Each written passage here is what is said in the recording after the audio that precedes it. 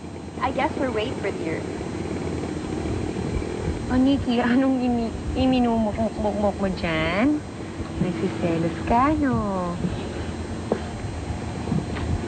Nikki, nakita ko kasi kanina si PJ. Pumunta yata siya doon sa poolside. Kukunan nila trato yung babae. Hmm? Of course not. That's not true kaya, Nikki. Hindi ganun si PJ. Mabait siya. At saka, very loyal siya sa mga babae. He's a one-woman man. Ha? Ay, nako. Nikki. Sinasabi ko sa'yo, bantayan mo yung PJ mo.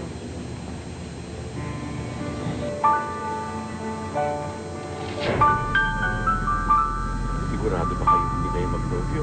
Eh, mukhang magtatanan kayo. Hindi nga ho eh. Okay lang yun. Alam mo, nung kabataan ko, may kalokohan din ako eh.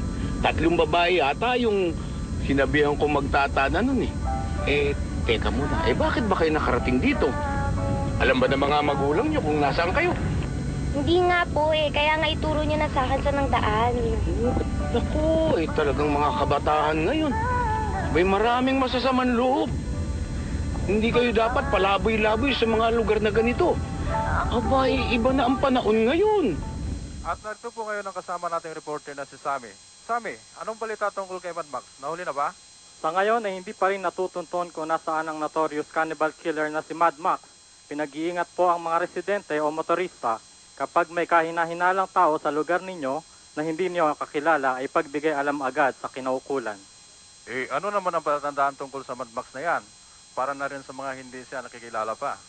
Si Mad Max ay 5'8" ang taas, may maitim at kulot na buhok, sinasabing may tattoo ito ng demonyo sa dibdib at ginto ang ngipin sa harap.